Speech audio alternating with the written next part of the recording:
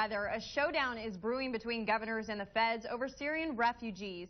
Fox News senior political correspondent Mike Emanuel shows us it has to do with who actually has the authority to make the decisions.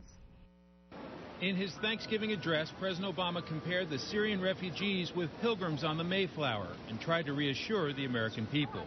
Now, people should remember that no refugee can enter our borders until they undergo the highest security checks of anyone traveling to the United States. That was the case before Paris, and it's the case now.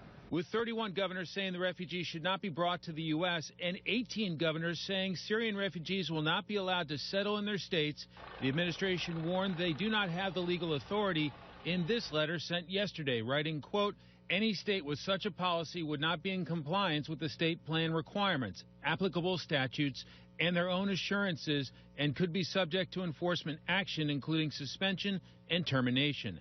House Judiciary Chairman Republican Bob Goodlatte fired back, saying, quote, it's hypocritical for Obama administration officials to threaten enforcement action against these states when they refuse to enforce the vast majority of our immigration laws.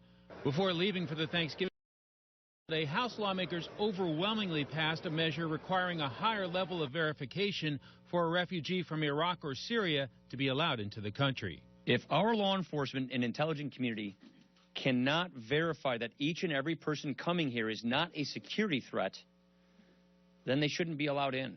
In the Senate, Democrats have promised to block the bill. The United States has a long, proud history of providing refuge to the world's most vulnerable, and it would be shameful for us now to turn our backs. Majority Leader Mitch McConnell has put the measure on the Senate calendar and called for taking a step back after the Paris attack.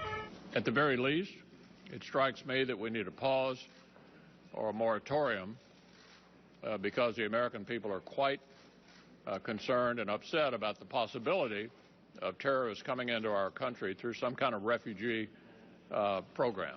McConnell says the ultimate solution is making Syria a place its people can return to, but he says the administration has never had a coherent strategy to settle the conflict there.